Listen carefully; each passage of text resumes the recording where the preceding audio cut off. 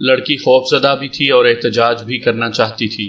اس نے غور سے کرم شاہ کی باتیں سنی اور کہا، میری ڈیڈی سے بات کروا دو پلیز، میری ممی پریشان ہوگی۔ کرم شاہ نے کہا، ڈیڈی سے تمہاری بات ضرور کروا دیں گے اگر اس کی ضرورت ہم نے محسوس کی تو۔ ابھی تم کھانا کھا کر آرام کرو۔ ایک بات یاد رکھنا، یہاں سے نکلنے کا کوئی راستہ نہیں ہے، تمہاری آواز بھی سوائے ہمارے کوئی نہیں سن سکے گا۔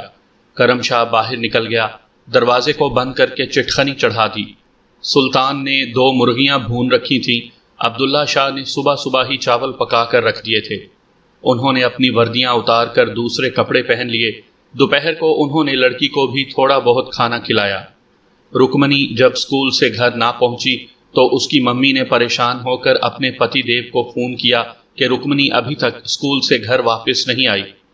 میجر نے اسکول فون کیا، پرنسپل نے بتایا کہ سب لڑکیاں جا چکی ہیں، چھٹی وقت پر ہی ہوئی تھی۔ میجر خود گاڑی لے کر اسکول پہنچ گیا، پرنسپل بھی پریشان ہو گئی۔ گیٹ پر موجود چوکیدار نے بتایا کہ رکمنی اس کے سامنے فوجی گاڑی میں بیٹھ کر گھر روانہ ہوئی تھی۔ میجر نے گاڑی میں بیٹھ کر وہ راستہ دیکھا جس راستے سے اس کا فوجی ڈرائیور روز لڑکی کو اسکول سے گھر لاتا تھا۔ گاڑی غائب تھی، لڑکی بھی غائب تھی، ڈرائیور بھی غائب تھا۔ دوپہر کو کچھ دیہاتیوں نے امرودوں والے باغ کے سامنے جہاں سڑک ٹیلے کا موڑ کاٹتی تھی ایک فوجی کی لاش دیکھ کر پولیس کو اطلاع کر دی تھی۔ تھانے میں پہلے ہی میجر نے اپنی لڑکی اور ڈرائیور کی گمشدگی کی رپورٹ درج کروا دی ہوئی تھی۔ میجر کو پولیس انسپکٹر نے بتایا کہ ٹیلے والی جھاڑیوں سے ایک فوجی کی لاش ملی ہے۔ میجر فوراً تھانے پہنچا، اس نے اپنے ڈرائیور کی لاش پہچان لی، اس کا رنگ اڑ گیا، ڈوگرے فوجی کی گردن ٹوٹی ہوئی تھی۔ یہ کام کمانڈو کے علاوہ اور کسی کا نہیں تھا۔ تو کیا میری بیٹی کو کشمیری کمانڈو نے اغوا کر لیا ہے؟ میجر کی آنکھوں کے آگے ایک لمحے کے لیے اندھیرا چھا گیا۔ پولیس اور فوج نے شہر میں لڑکی کی تلاش شروع کر دی۔ فوجی گاڑی کا بھی کوئی نشان نہیں مل رہا تھا۔ دوپہر کے بعد تھوڑی بارش بھی ہوئی تھی جس کی وجہ سے ٹیلے والی سڑک پر ٹائروں کے نشان صاف ہو گئے تھے۔ ویسے بھی وہاں سے گاڑیاں ہی کتنی گزرتی تھیں، کسی ایک گاڑی کے ٹائروں کے نشان کا کھوج لگانا ممکن تھا۔ تیسرے پہر کرم شاہ ایک چھوٹا سا ٹرانزسٹر ٹیپ ریکارڈر لے کر لڑکی کے کمرے میں گیا اور اس سے کہا، ابھی میں تمہارے ڈیڈی سے تمہاری بات نہیں کروا سکتا، ہاں اگر تم اپنے ممی ڈیڈی کو کوئی پیغام دینا چاہو تو اس پر ٹیپ کروا دو، میں یہ ٹیپ تمہارے ڈیڈی کو پہنچا دوں گا۔ کرم شاہ نے ٹیپ ریکارڈر رکمنی کے قریب کر دیا۔ رکمنی نے کہا، daddy, mummy, daddy, I am okay, اور اس کے ساتھ ہی وہ پھوٹ پھوٹ کر رونے لگی۔ ڈیڈی مجھے یہاں سے لے جائیں، ممی پلیز مجھے یہاں سے لے جائیں، ڈیڈی۔ کرم شاہ نے ٹیپ ریکارڈر بند کر دیا اور لڑکی کو تسلی دینے کے انداز میں کہا، میں نے تمہیں پہلے بھی کہا تھا اور اب بھی کہتا ہوں کہ تم یہاں ہمارے بچوں کی طرح رہو گی، یہاں تمہیں کوئی نقصان نہیں پہنچا سکتا۔ ہم مسلمان کشمیری مجاہد ہیں، ہم دوسروں کی بہو بیٹیوں کی عزت کرنا جانتے ہیں۔ ہم تمہارے ڈیڈی سے تمہارے بدلے اپنی بہن کو واپس لینا چاہتے ہیں، کل نہیں تو پرسوں تم اپنے ڈیڈی کے پاس بیٹھی ہوگی۔ کرم شاہ اٹھ کر چلا گیا۔ رکمنی کے کمرے کو باہر سے تالا لگا دیا گیا۔ سمدانی اور سلطان وہیں رہے۔ کرم شاہ نے عبداللہ کو ساتھ لیا اور ایک خاص جگہ پہنچا، وہاں ٹیلی فون موجود تھا۔ انہوں نے میجر کے گھر کا نمبر معلوم کر لیا تھا۔ کرم شاہ نے یہ بھی معلوم کر لیا تھا کہ جموں کی فوجی چھاؤنی کے قید خانے میں اس وقت کوئی کشمیری مجاہد نہیں ہے۔ پھر بھی وہ میجر سے دوسرے کشمیری مجاہدوں کے بارے میں بھی سودا کرنا چاہتا تھا۔ اس نے نمبر ملایا، دوسری طرف سے ایک زنانہ آواز آئی۔ کرم شاہ نے کہا، میں میجر سے بات کرنا چاہتا ہوں۔ دوسرے لمحے میجر کی آواز آئی، میں میجر بول رہا ہوں۔ کرم شاہ نے کہا، تمہاری لڑکی ہمارے پاس ہے اور ہم نے اسے اپنی بیٹی کی طرح رکھا ہوا ہے، میری بات غور سے سنو۔ کسی کو اشارہ کر کے ہمارا ٹیلی فون نمبر ٹریس کروانے کے لیے نہ کہنا۔ اگر تمہارے آدمی اس نمبر پر پہنچ گئے اور ہم پکڑے بھی گئے تو بھی تمہیں تمہاری بیٹی نہیں ملے گی، کیونکہ جہاں سے ہم فون کر رہے ہیں لڑکی وہاں نہیں ہے۔ میجر ٹیلی فون ڈیٹیکٹ کروانے کے لیے ایک اپنے خاص آدمی کو اشارہ کرنے ہی والا تھا، مگر وہ رک گیا۔ اس نے کہا، تم کیا چاہتے ہو؟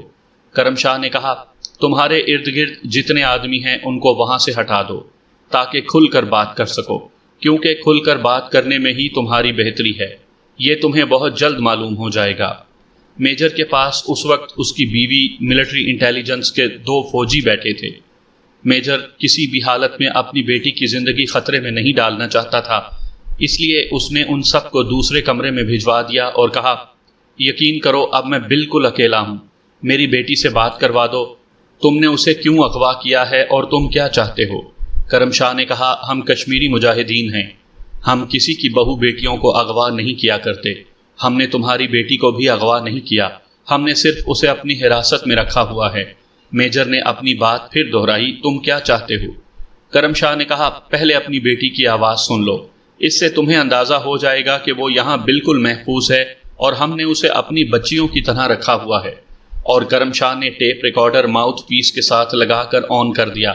ٹیپ میں سے رکمنی کی آواز بلند ہوئی، daddy, mummy, daddy, I am okay. اس کے ساتھ ہی رکمنی کے پھوٹ پھوٹ کر رونے کی آواز بلند ہوئی اور آخر میں یہ فقرے سنے گئے، ڈیڈی مجھے یہاں سے لے جائیں، ممی پلیز مجھے یہاں سے لے جائیں، ڈیڈی۔ کرم شاہ نے ٹیپ ریکارڈر بند کر دیا اور کہا، میجر تم اپنی بیٹی کی آواز سے اندازہ لگا چکے ہوگے کہ وہ یہاں خیریت سے ہے۔ ہاں، وہ اپنے ماں باپ سے ملنے کے لیے ضرور روتی ہے اور یہ ایک قدرتی بات ہے۔ میجر نے اپنے خشک ہونٹوں پر زبان پھیرتے ہوئے آہستہ سے کہا، مجھے بتاؤ کہ میں اپنی بچی کو کیسے واپس لا سکتا ہوں۔ کرم شاہ نے کہا، اب تم صورتحال کی نزاکت کو سمجھ گئے ہو۔ سنو، تمہاری چھاؤنی کے ٹارچر سیل میں ہمارے کشمیری مجاہد قید ہیں جن پر تم لوگ تشدد کر رہے ہو۔ ان میں سے ایک نسرین نام کی لڑکی بھی ہے، اس کو پاکستانی جاسوس ہونے کے جھوٹے الزام میں گرفتار کیا گیا ہے۔ ہمیں یہ لڑکی اور ہمارے مجاہد واپس کر دو، ہم تمہاری بیٹی تمہارے حوالے کر دیں گے۔ میجر ایک سیکنڈ کے لیے چپ ہو گیا۔ کرم شاہ نے کہا، کیا تم نے میری بات سن لی ہے؟ میجر کی آواز آئی، میرے لیے ایسا کرنا ممکن نہیں ہے۔ کرم شاہ نے کہا، ٹھیک ہے، پھر تمہاری لڑکی بھی تمہیں واپس نہیں ملے گی، میں کل اسی وقت پھر فون کروں گا۔ سن رکھو، ہمارا کھوج لگانے کی کوشش یا یہ بات کسی اور کو بتائی تو بہت ممکن ہے کہ تمہیں اپنی بیٹی کی لاش کا منہ دیکھنا پڑے۔ کرم شاہ نے فون بند کر دیا۔ ریسیور ابھی تک میجر کے ہاتھ میں ہی تھا۔ اس کی بیوی اور فوجی افسر کمرے سے باہر آ گئے۔ سر، یہ کمانڈو تھے کیا؟ ہاں، میجر نے کہا، وہ لوگ رکمنی کے عوض تاوان کی رقم مانگ رہے ہیں۔ اس کی ماں نے تڑپ کر کہا، تم نے انہیں کہا کیوں نہیں کہ وہ جتنا روپیہ مانگتے ہیں ہم انہیں دے دیں گے، میری بیٹی مجھے واپس کر دیں۔ میجر گہری سوچ میں گم تھا۔ اس نے مایوسی کے ساتھ سر ہلا کر کہا، میں نے انہیں یہی کہا تھا، مگر ادھر سے فون بند کر دیا گیا۔ دوسرے روز شام کو میجر ٹیلی فون لے کر اپنے کمرے میں بیٹھ گیا۔ اس نے دروازے کو اندر سے لاک کر دیا اور کرم شاہ کی کال کا انتظار کرنے لگا۔ ٹھیک اسی وقت پر ٹیلی فون کی گھنٹی بجی۔ میجر نے ریسیور اٹھا لیا۔ دوسری طرف سے کرم شاہ کی آواز آئی، میں کمانڈو بول رہا ہوں، اپنی بیٹی کے بارے میں تم نے کیا فیصلہ کیا ہے؟ میجر جلدی جلدی بولنے لگا، تم خود ہی سوچو میں یہ کیسے کر سکتا ہوں؟ اگر میں نے ان لوگوں کو رہا کر دیا اور میری بیٹی میرے پاس آ گئی تو محکمے کو فوراً پتہ چل جائے گا کہ میں نے کشمیری مجاہدوں سے سودا کیا تھا۔ میرا کورٹ مارشل ہوگا، میرا اور میرے بچوں کا مستقبل تباہ ہو جائے گا۔ کرم شاہ نے پرسکون لہجے میں کہا، میجر میں نے تمہاری آسانی کے لیے اس کا ایک حل بھی تلاش کر لیا ہے۔ اس طرح سانپ بھی مر جائے گا اور لاٹھی بھی نہیں ٹوٹے گی۔ پہلے تم یہ بتاؤ کہ تمہارے پاس وہ پاکستانی لڑکی نسرین کے علاوہ کتنے کشمیری مجاہد قید و بند کی صعوبتیں برداشت کر رہے ہیں؟ میجر نے آہستہ سے کہا، پاکستانی لڑکی کے علاوہ میرے ٹارچر سیل میں اس وقت صرف 2 کشمیری مجاہد ہیں۔ کرم شاہ کی آواز آئی، اب میں تمہیں تمہاری مشکل کا حل بتاتا ہوں۔ تم ہمارے 3 قیدیوں کو خود رہا نہیں کرو گے، تم انہیں کشمیر کے راجہ ہری سنگھ ٹارچر سیل میں ٹرانسفر کرنے کے آرڈر دو گے۔ اس کی وجہ تمہیں خود بنانی ہوگی۔ تم ہمارے 3 آدمیوں کو ایک ہی گاڑی میں بٹھا کر سری نگر کی طرف روانہ کرو گے، ساتھ میں گارڈ زیادہ نہیں ہوں گے، 1 ڈرائیور اور 3 سپاہی کافی ہوں گے۔ تم ہمیں چھاؤنی سے قیدیوں کی گاڑی کی روانگی کا صحیح وقت بتا دو گے، اس کے بعد ہم خود راستے میں حملہ کر کے اپنے مجاہدوں کو چھڑا کر لے جائیں گے۔ ایک بات کا دھیان رکھنا، جب تک ہمارے آدمی ہمارے پاس نہیں آ جاتے اس وقت تک تمہاری بیٹی تمہیں واپس نہیں ملے گی۔ ہم تمہاری بیٹی اپنے آدمی حاصل کرنے کے دوسرے دن تمہارے حوالے کریں گے۔ بتاؤ اب کیا کہتے ہو؟ میجر عجیب کشمکش کے عالم میں تھا۔ قیدیوں کی ٹرانسفر کی اسکیم اچھی تھی، مگر اس میں بھی اسے خطرہ محسوس ہو رہا تھا، لیکن دوسری طرف اس کی اپنی بیٹی کا معاملہ تھا۔ میجر نے جذبات سے مغلوب ہو کر ہاں کہہ دی اور کہا تم کل سپہر 4 بجے مجھے فون کرنا۔ دونوں طرف کے فون بند ہو گئے۔ کرم شاہ نے مسکراتے ہوئے ریسیور رکھا اور عبداللہ شاہ سے کہا کل شام اپنے آدمیوں کو تیاری کا کہہ دو، خدا کا شکر ہے کہ نسرین کے ساتھ ہمارے 2 مجاہدوں کو بھی رہائی مل جائے گی۔ جب سلطان کو پتا چلا کہ کل شام کو نسرین سے ملنے کی امید پیدا ہو گئی ہے تو وہ بہت خوش ہوا۔ دوسرے روز ان لوگوں نے قیدیوں کی فوجی گاڑی پر حملہ کرنے کی پوری تیاری کر لی۔ جموں سے کشمیر جانے والی سڑک پر انہوں نے ایک خاص مقام بھی چن لیا تھا جہاں وہ گاڑی پر اٹیک کر کے اپنے مجاہدوں اور نسرین کو چھڑا سکتے تھے۔ یہ تیاری اس لیے بھی ضروری تھی کہ ہو سکتا تھا کہ میجر یہ کہے کہ قیدیوں کے ٹرانسفر آرڈر کر دیے گئے ہیں اور گاڑی شام کو انہیں لے کر سری نگر روانہ ہو رہی ہے، اور ایسا ہی ہوا۔ اگلے روز کرم شاہ نے فون کیا تو میجر نے دھیمی آواز میں کہا پاکستانی لڑکی اور تمہارے 2 مجاہدوں کو لے کر ایک فوجی گاڑی اب سے 1 گھنٹے بعد جموں چھاؤنی کے گیریزن سے سری نگر روانہ ہو رہی ہے، میری بیٹی کو واپس کر دو۔ کرم شاہ نے کہا میجر صاحب تم بھی کتنے بھولے ہو، اگر آج ہم اٹیک کر کے مجاہدوں کو نکال کر لے جائیں گے اور رکمنی آپ کو کل مل گئی تو تمہاری ملٹری انٹیلیجنس کو شک نہیں پڑے گا؟ جس وقت ہمارے آدمی ہمارے پاس آ گئے اس کے 3 دن بعد تمہاری بیٹی گھر خود بخود پہنچ جائے گی، یہ ہم وعدہ کرتے ہیں، اور تمہیں معلوم ہے کہ مسلمان مجاہد کا وعدہ پکا وعدہ ہوتا ہے۔ اگر تمہیں ہماری شرط منظور نہیں تو میں فون بند کر دیتا ہوں۔ نہیں نہیں، میجر نے گھبرائی ہوئی آواز میں کہا فون بند نہ کرو، مجھے تمہاری یہ شرط منظور ہے۔ دوسری جانب سے کرم شاہ نے کہا فوجی گاڑی کا راستہ میں تمہیں بتائے دیتا ہوں، اس راستے سے گاڑی اگر ذرا بھی ادھر ادھر ہوئی تو اس کا نتیجہ تم جانتے ہو کہ کیا ہوگا۔ میجر بولا گاڑی اسی راستے سے جائے گی جس راستے سے سری نگر جانے والی گاڑیاں جاتی ہیں، یہ میں تمہیں یقین دلاتا ہوں، لیکن میری بچی کو حفاظت سے رکھنا۔ کرم شاہ نے کہا وہ جب تک ہماری حراست میں ہے ہماری بچیوں کی طرح رہے گی۔ اس کے ساتھ ہی کرم شاہ نے فون بند کر دیا۔ میجر نے ریسیور کریڈل پر رکھا اور اپنا سر دونوں ہاتھوں میں تھام لیا۔ وہ چاہتا تو یہ تھا کہ اپنی پوری ریجمنٹ کو جموں کشمیر روڈ پر تعینات کر دے، اور جیسے ہی کشمیری مجاہد گاڑی پر حملہ آور ہوں چاروں طرف سے ان پر گولیوں کی بوچھاڑ شروع ہو جائے، مگر وہ ایسا کر نہیں سکتا تھا، اپنی بیٹی کی وجہ سے مجبور تھا۔ اس نے محکمانہ طور پر یہ بہانہ بنا کر کشمیری قیدیوں کے ٹرانسفر کا آرڈر ایشو کیا تھا کہ ہماری انٹیلیجنس نے باخبر کیا ہے کہ کشمیری کمانڈو اپنے قیدی ساتھیوں کو رہا کروانے کے لیے جموں پہنچ چکے ہیں۔ یہ بات گاڑی پر راستے میں حملے ہونے کی صورت میں بھی سچ ثابت ہونے والی تھی۔ یوں میجر پر کوئی شک بھی نہیں پڑ سکتا تھا اور اس کی بیٹی بھی اسے بخیریت واپس مل سکتی تھی۔ کرم شاہ، عبداللہ شاہ اور سمدانی کے 6 اور حریت پرست مسلح ہو کر ڈوگرا فوج کے سپاہیوں کی وردیوں میں جموں کشمیر روڈ پر اس مقام پر جا کر گھات لگا کر بیٹھ گئے جس کا انہوں نے پہلے ہی انتخاب کر لیا تھا۔ یہ جموں سری نگر روڈ کا وہ مقام تھا جہاں سے پہاڑی علاقہ شروع ہو جاتا تھا اور ایک سڑک کشتواڑ کو نکلتی تھی۔ یہاں سڑک چھوٹی چھوٹی پہاڑیوں سے ٹیلوں میں داخل ہو جاتی تھی۔ یہاں ایک جگہ ٹیلوں کی اوٹ میں کرم شاہ کے مجاہد ساتھی گھات لگا کر بیٹھ گئے۔ سلطان کو وہ اپنے خفیہ ٹھکانے پر چھوڑ آئے تھے۔ میجر نے جو وقت ٹیلی فون پر بتایا تھا اس کے حساب سے گاڑی کے آنے میں 15 منٹ رہ گئے تھے۔ کرم شاہ اور دوسرے مجاہد اپنی جیپ میں سوار ہو کر آئے تھے جو پہاڑی علاقے میں تیز رفتاری سے سفر کرنے میں بے مثال تھی۔ یہ جیپ چاروں طرف سے بند تھی اور اسے ایک ٹیلے کی اوٹ میں کھڑا کیا ہوا تھا۔ 15 منٹ گزر گئے، پھر 20 منٹ گزر گئے، مگر کوئی گاڑی نظر نہیں آئی۔ گاڑی کا نمبر اور حلیہ میجر نے بتا دیا تھا۔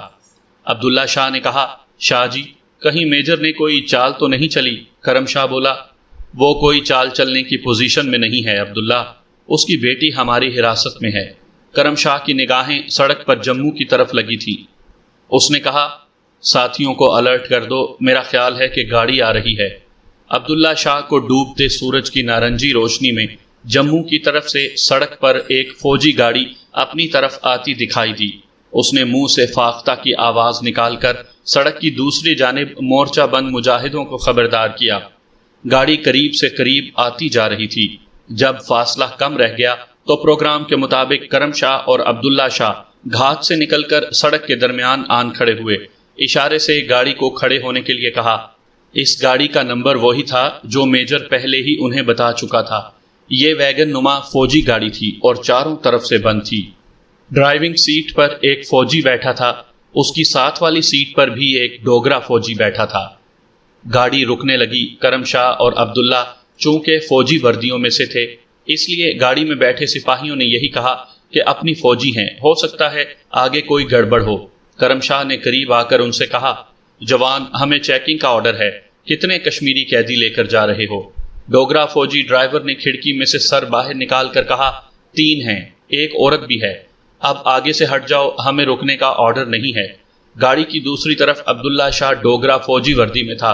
ایک ساتھ دونوں نے مشین گنوں کا رخ آگے بیٹھے ہوئے فوجیوں کی طرف کیا اور کہا، گاڑی سڑک سے اتار دو۔ ڈرائیور ذرا ہچکچایا۔ عبداللہ شاہ نے سٹین گن کا ایک برسٹ گاڑی کے اگلے ٹائر پر فائر کر دیا۔ گاڑی نیچے اتارو۔ اس دوران دوسرے مجاہد بھی ٹیلے کی اوٹ سے نکل آئے تھے اور بجلی کسی تیزی کے ساتھ انہوں نے گاڑی کا پچھلا دروازہ توڑ دیا۔ اندر میجر کے وعدے کے مطابق 2 ڈوگرے تھے۔ سمدانی اور اس کے ساتھیوں نے ان پر سٹین گنیں تان دی اور گاڑی کے اندر گھس گئے۔ اندر آتے ہی انہوں نے دونوں فوجیوں کو قابو میں کر لیا۔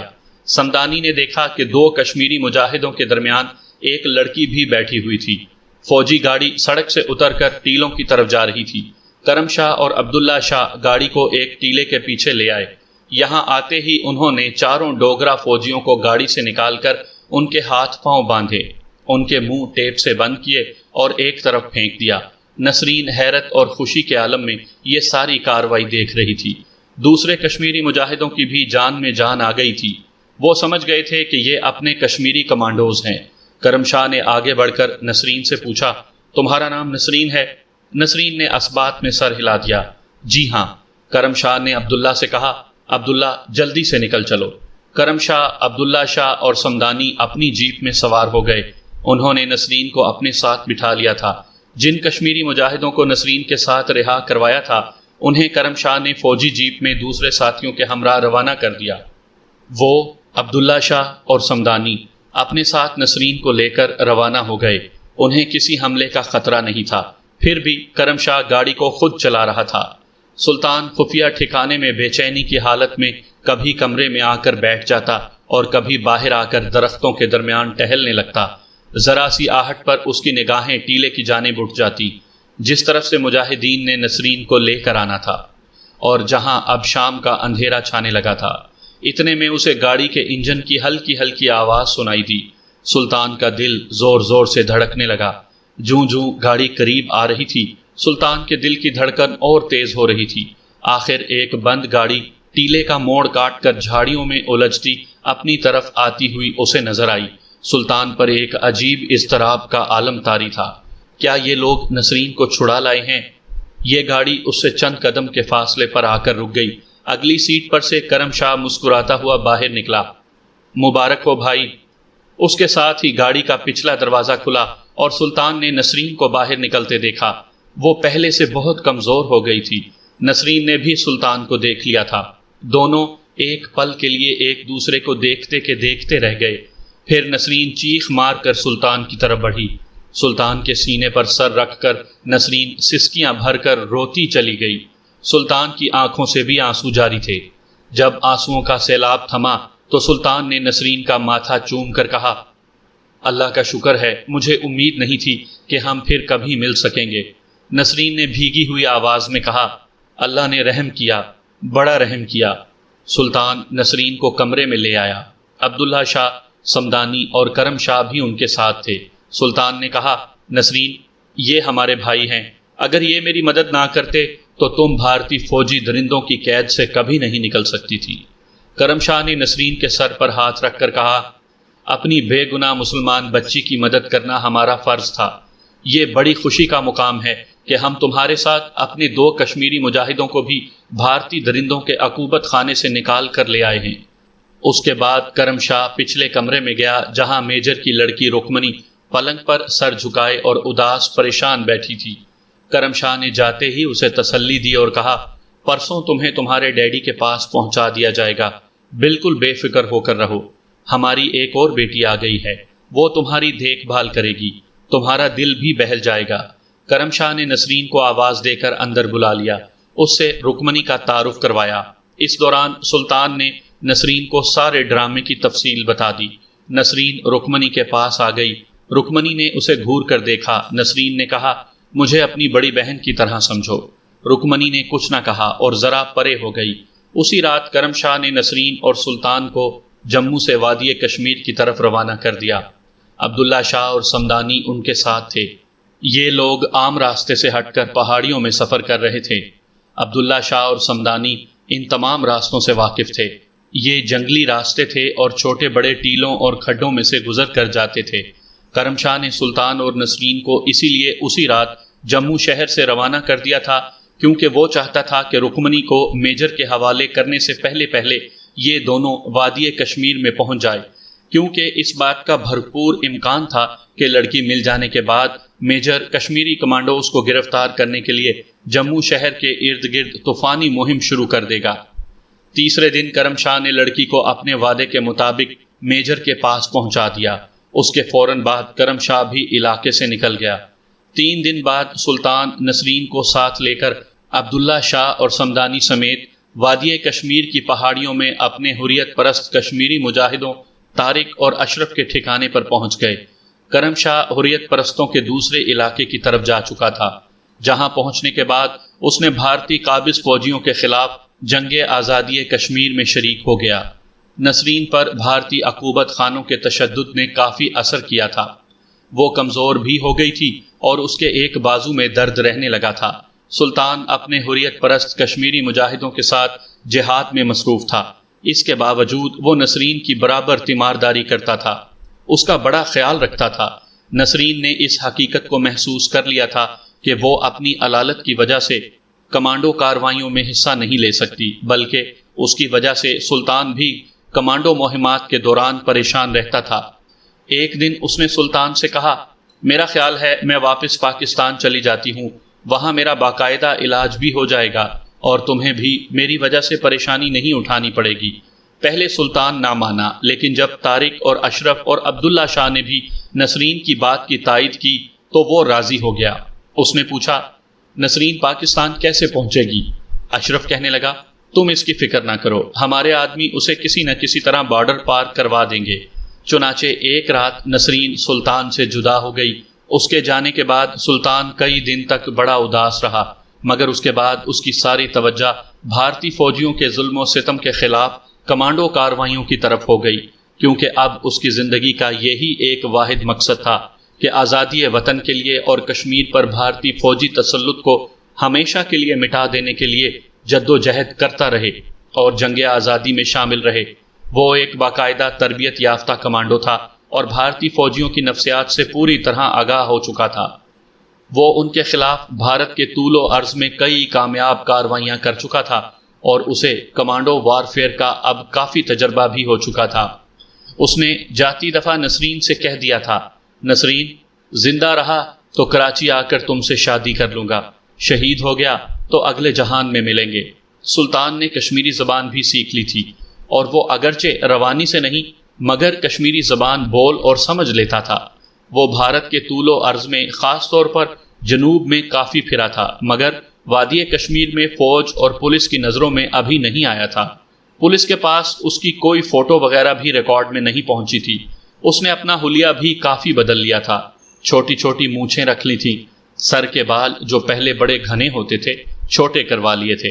کشمیری مجاہدوں میں سلطان، طارق، اشرف اور عبداللہ شاہ بڑے ٹرینڈ کمانڈوز ہونے کی وجہ سے نمایاں تھے اور انہیں عام طور پر بڑے اہم مشن سونپے جاتے تھے۔ ایک رات سلطان ایسے ہی کسی اہم کمانڈو مشن پر جانے کی تیاری کر رہا تھا۔ اشرف اور عبداللہ شاہ بھی اس کے ساتھ جانے والے تھے۔ وہ بھی تیاریاں کر رہے تھے کہ ایک آدمی ان کے ہائیڈ آؤٹ میں داخل ہوا۔ اس آدمی نے گرم چادر کی بکل ماری ہوئی تھی، آنکھوں میں بڑی چمک تھی۔ سلطان نے اس آدمی کو پہلے کبھی نہیں دیکھا تھا۔ اپنا ایک اسکارٹ اسے ساتھ لے کر اندر آیا تھا۔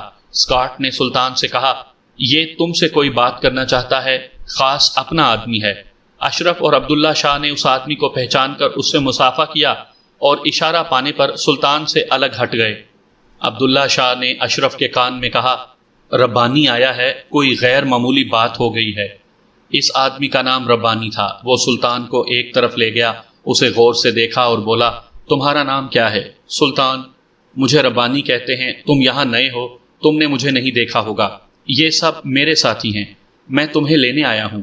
سلطان بولا، مگر ہم تو ایک بڑے اہم مشن پر جا رہے ہیں، انڈین ملٹری کا ایک فوجی کانوائے پہاڑیوں سے گزرنے والا ہے، اسے۔ ربانی نے چادر ہٹائی، اس کی کمر کے ساتھ ہلکی سٹین گن لٹک رہی تھی۔ ربانی نے صدری کی جیب سے طے ہوا ایک کاغذ نکال کر سلطان کو دیا، اسے پڑھ لو۔ سلطان نے لالٹین کی روشنی میں کاغذ کھول کر پڑھا۔ یہ خط کرم شاہ نے سلطان کے نام لکھا تھا، صرف ایک جملہ لکھا ہوا تھا، ربانی کے ساتھ اسی وقت چل پڑو۔ سلطان کے ہاتھ سے ربانی نے خط لے کر پھاڑ دیا اور کہا، میرے ساتھ آؤ۔ عبداللہ شاہ اور اشرف ذرا فاصلے پر کھڑے یہ ساری کاروائی دیکھ رہے تھے۔ سلطان نے عبداللہ شاہ اور اشرف کی جانب متوجہ ہو کر کہا، مجھے کرم شاہ صاحب نے بلایا ہے۔ عبداللہ شاہ کہنے لگا، ضرور جاؤ، کوئی ضروری کام ہوگا جس کے لیے تمہیں بلایا ہے۔ ربانی سلطان کو ساتھ لیے ہائیڈ آؤٹ سے باہر نکل آیا۔ رات کی تاریکی میں وہ پہاڑی ٹیلوں میں سے گزرتے ہوئے ایک کچے راستے پر آ گئے جہاں ربانی کی جیپ کھڑی تھی۔ جیپ کے پیچھے مرغیوں کے پنجرے بنے ہوئے تھے۔ سٹیئرنگ پر ایک کشمیری مجاہد الرٹ ہو کر بیٹھا تھا۔ یہ دونوں بھی اگلی سیٹوں پر بیٹھ گئے۔ جیپ چل پڑی۔ راتوں رات جیپ انہیں بے آباد دشوار گزار پہاڑی علاقوں سے نکال کر اس علاقے میں لے گئی جہاں کشمیری حریت پرستوں کی ایک خفیہ کمین گاہ بنی ہوئی تھی۔ کرم شاہ اسی جگہ سلطان کا انتظار کر رہا تھا۔ کرم شاہ نے سلطان کو اٹھ کر گلے لگایا، ربانی کو اشارے سے رخصت کر دیا، سلطان کو سماورہ میں سے چائے پیالی میں ڈال کر دی۔ سلطان نے پوچھا، شاہ جی خیریت تو ہے نا؟ کرم شاہ سبز چائے کا گھونٹ بھرنے کے بعد کہنے لگا، میرے عزیز، خیریت تو اس وقت ہوگی جب کشمیر بھارتی قبضے سے آزاد ہوگا، ابھی خیریت کہاں؟ تم اطمینان سے چائے پی لو، تم سے بات کرتے ہیں۔ چائے کے دوران کرم شاہ ساتھی مجاہدوں کے بارے میں پوچھتا رہا۔ چائے پی لینے کے بعد کرم شاہ نے سلطان کے قریب ہو کر کہا، سلطان، تمہیں ایک خاص مشن سونپا جا رہا ہے۔ میں یہ نہیں کہوں گا کہ یہ خطرناک مشن ہے، ہمارا کوئی مشن ایسا نہیں ہوتا جس میں جان کا خطرہ نہ ہو۔ میں اپنے کسی دوسرے کمانڈو کو بھی اس مشن پر بھیج سکتا ہوں، تمہیں صرف اس لیے بھیج رہا ہوں کہ تم اس علاقے سے جہاں تمہیں بھیجا جا رہا ہے اچھی طرح سے واقف ہو، ان لوگوں کی زبان جانتے ہو اور ان کے رہن سہن کو جانتے ہو۔ سلطان بڑے غور سے کرم شاہ کی باتیں سن رہا تھا۔ کرم شاہ ایک لمحے کے لیے خاموش ہو گیا۔ اس نے مٹی کی پیالی میں اپنا سگریٹ مسل کر بجھا دیا اور کہنے لگا، ہم اپنے وطن کشمیر کو بھارتی مقبوضہ فوج سے آزاد کروانے کے لیے انتہائی بے سر و سامانی کے عالم میں جنگ لڑ رہے ہیں، مگر ہمارے پاس جو سب سے بڑا ہتھیار ہے وہ ہمارا یہ ایمان اور یقین ہے کہ ہم ایک دن اپنے ملک کو بھارتی قبضے سے ضرور آزاد کروائیں گے۔ فتح ہماری ہی ہوگی، ہمارے بچوں، بوڑھوں، جوانوں اور خواتینوں کی قربانیاں رائے گاہ نہیں جائیں گی، اس لیے کہ ہم حق پر ہیں اور بھارتی حکومت نے اپنی فوج کے ذریعے ہمارے وطن پر زبردستی قبضہ کر رکھا ہے۔ یہ ساری باتیں تو تم بھی جانتے ہو۔ انہیں دہرانے سے میرا مقصد یہ تھا کہ ان حالات میں جبکہ ہماری ساری جنگی حکمت عملی کا انحصار ہماری کمانڈو اور گوریلا کاروائیوں پر ہے، ہمیں بڑی رازداری سے کام لینا چاہیے۔ کئی باتیں ہم اپنے ساتھیوں کو بتا دیتے ہیں اور کئی باتیں ہم ان سے چھپا بھی لیتے ہیں، اور جب تک مناسب وقت نہیں آتا نہیں بتاتے۔ اس ضمن میں نے تمہارے سامنے اپنے ایک جیالے کشمیری سرفروش مہدی شاہ کا کبھی ذکر نہیں کیا۔ اب اس کا وقت آ گیا ہے اور میں اس کا ذکر کر رہا ہوں۔ مہدی شاہ ہمارے ان اہم حریت پسند مجاہدوں میں سے ہے جو آزادی کشمیر کے ساتھ اپنی زندگی کا سودا کر بیٹھے ہیں۔ انہوں نے اپنی زندگی وطن کی آزادی کے نام وقف کر دی ہے۔ مہدی شاہ نے بھارتی مقبوضہ فوج کو ہر جگہ شدید نقصان پہنچایا ہے، ان کے ایمونیشن ڈمپ اڑائے ہیں اور ملٹری کانواؤں پر گھات لگا کر کامیاب حملے کیے ہیں، اور کشمیر کے مسلمانوں کو ظلم و درندگی نشانہ بنانے والی بھارتی فوج کو اس طرح بوکھلا دیا ہے کہ وہ جدید ترین اسلحے سے لیس ہونے کے باوجود گیریزنوں سے باہر نکلتے ہوئے اپنے آپ کو غیر محفوظ سمجھتی ہے۔ ویسے تو انڈیا کی CID 24 گھنٹے ہماری کھوج میں لگی رہتی ہے، مگر مہدی شاہ کو پکڑنے کے لیے ان کی ملٹری انٹیلیجنس نے بھی اپنا سارا زور لگا دیا تھا، اور آخر وہ اپنے ناپاک ارادوں میں کامیاب ہو گئے۔ کرم شاہ خاموش ہو گیا۔ سلطان کی نگاہیں کرم شاہ کے سرخ و سفید چہرے پر جمی ہوئی تھی۔ کرم شاہ کہنے لگا، ہاں، ہمارے جعلی سرفروش کو انڈین فوج نے گرفتار کر لیا ہے اور اسے کسی نامعلوم مقام کی طرف پوچھ گچھ کے لیے لے گئے ہیں۔ ہمیں ایک لمحے کے لیے بھی اس بات کا ڈر نہیں ہے کہ مہدی شاہ کے پاس ہماری تحریک جہاد کے تقریباً سبھی راز محفوظ ہیں اور وہ ہمارے ٹاپ کے سرفروش کمانڈوز کے ناموں سے واقف ہے، کیونکہ وہ شہید ہو جائے گا مگر زبان سے ایک لفظ بھی نہیں بولے گا۔ ہمارے راز بتانا تو بڑی دور کی بات ہے۔